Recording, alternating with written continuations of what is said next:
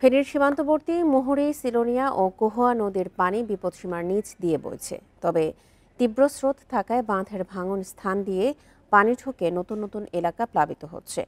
Bundle থাকলে প্রতি সেনমানিতে টাকা বাঁচবে। বিকাশ সেনমানি বান্ডেল কিনে জিতুন প্রতি লেনদেনে। মুহুরী নদীর 11টি, কহুয়া নদীর 6টি ও সিলোনিয়া নদীর 4টি অংশে বাঁধের ভাঙনে অন্তত 35টি গ্রাম প্লাবিত হয়েছে।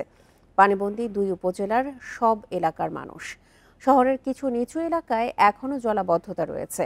দুর্গম এলাকায় বিদ্যুৎ সংযোগ ও মোবাইল নেটওয়ার্ক বিচ্ছিন্ন রয়েছে।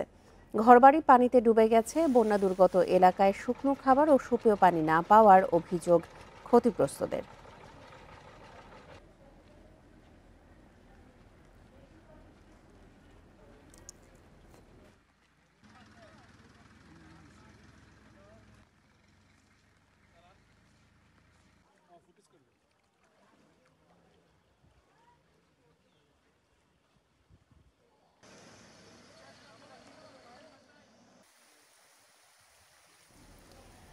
ফেনীর পরিস্থিতির আরো খবর জানাতে এই মুহূর্তে যোগ দিচ্ছেন আমাদের সহকর্মী সমীর উদ্দিন। সমীর, নতুন এলাকার মধ্যে কয়টি এলাকা নতুন করে প্লাবিত হয়েছে, আর যেসব এলাকায় পানিবন্দী মানুষ রয়েছে তাদের সুপেয় খাবার পানি এবং শুকনো খাবারের সংকট রয়েছে, এর জন্য কি প্রশাসন কোনো উদ্যোগ নিয়েছে তাদেরকে খাবার পৌঁছানোর জন্য?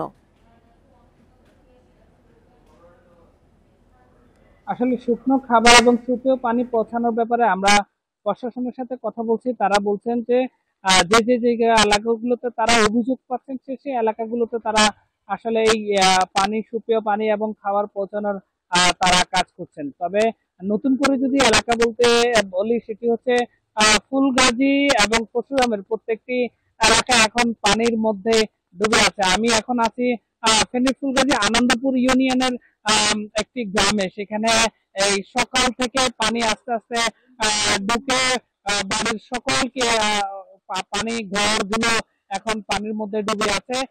এখানকার যে বাড়ির বাসিন্দারা তারা আছেন, কিছুক্ষণ আগে তাদের ঘর বাড়ি ছেড়ে তারা আসলে অন্যত্র সরে গিয়েছেন। কেউ কেউ আবার শহরে চলে গিয়েছেন বলে আমাদেরকে বলছেন। তারা বলছেন এবং সকালবেলা এসে দেখে যে তাদের বাড়ি ঘর সব জায়গায় পানিতে ডুবে যাচ্ছে। এই ভয়ে আতঙ্কে তারা আসলে একদম গ্রাম ছাড়া হয়ে গেছে। এছাড়াও গত রাতে আরো 2টি জায়গায় নতুন করে নদীর ভাঙন তৈরি হয়েছে।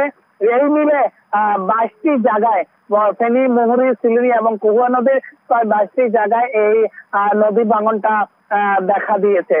তো পানি উন্নয়ন বোর্ড বলছে যে পানি যে হারে বাড়ছে বা পানি যে হারে আসতেছে, এইভাবে যদি আসতে থাকে তাহলে যে ভাঙা স্থান বাধাটা সম্ভব না। যদি পানি কমে যায় তাহলে ভাঙা স্থানে তারা যে মেরামত করতে পারবে।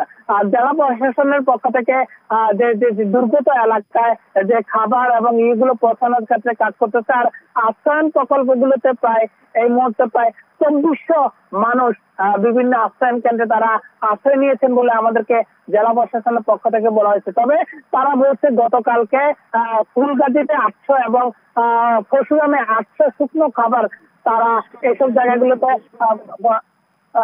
জায়গাগুলোতে খাবার বিতরণ করছে এবং প্রশাসনের পাশাপাশি বিজিবিও তাদের শুকনো খাবার বা সহায়তা করেছিল। এই ছিল আমার কাছে ফেনী ফুলগাজীর বন্যার পরিস্থিতি। ফেনী থেকে সবশেষ পরিস্থিতি জানাচ্ছিলেন সহকর্মী সমীর উদ্দিন।